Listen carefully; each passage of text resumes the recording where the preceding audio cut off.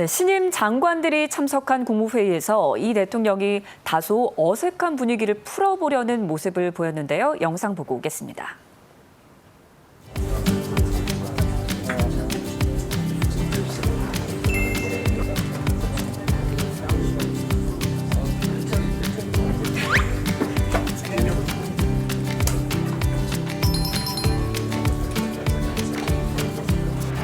장관님도 간단한 소회 인사 말씀을 한 분씩 듣고 하는 게 어떨까요?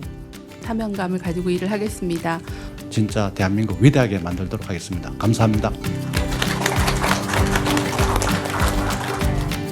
신임 장관들의 첫 국무회의였습니다. 그러다 보니까 다소 긴장이 되기도 하고 그런 모습을 보였어요.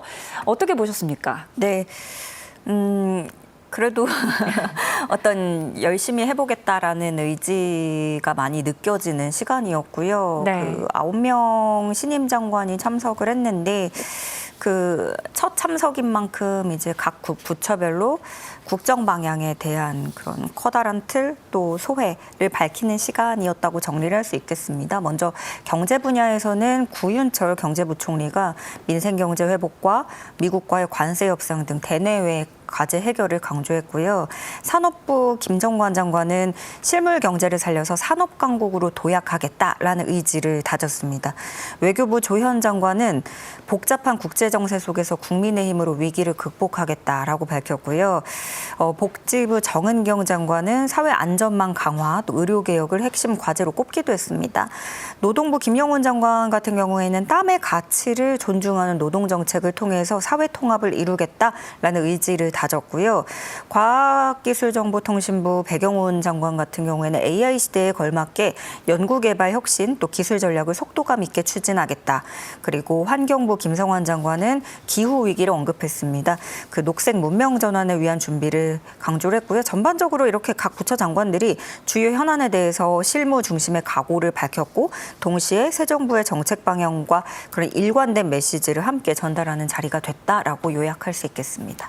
네, 지금까지 장관 인사 9명이 마무리가 됐습니다. 그런데 아직 빈자리가 남았죠. 내각은 언제쯤 완전체가 될까요? 절반 정도 마무리가 됐는데요. 네. 18개 부처 중에 송미령 농림부 장관 같은 경우에는 유임 케이스이다 보니까 자연스럽게 청문회 절차 없이 올라왔고 18개 부처 중에 9자리가 지금 임명이 된 거고 그 이번 주 안에 해수부의 전재수 후보자까지 임명이 되면 10명이 되는 겁니다. 그래서 어제 안 그래도 이재명 대통령이 아직까지 청문 보고서가 채택되지 않은 곳들에 대해서 청문 보고서 재송부를 요청하기도 했는데 네. 기한을 24일까지 못 박아뒀습니다. 그래서 24일 지나면 25일부터는 이제 임명을 강행할 수 있는 건데 아마 그런 의지가 있는 거고요. 그 여가부 강선우 후보자 같은 경우에는 지금 뭐 논란이 상당히 큰 상황인데 대통령실은 일단은 별다른 변화 없이 임명 기조를 유지하고 있고요. 근데 대통령 그 여러 가지 뭐 해석이 따라붙고는 있지만 사실 대통령이 현역 의원을 지명 철회한다는 것에 대해서 사실 리스크가 굉장히 큰 거죠. 그런 부담이 있는 건데 근데 저는 이제 역으로 이 후보자 리스크가 새 정부 또 새 대통령에게 부담이 될 것 같아서 저는 그 부분이 우려스러운 지점이고요.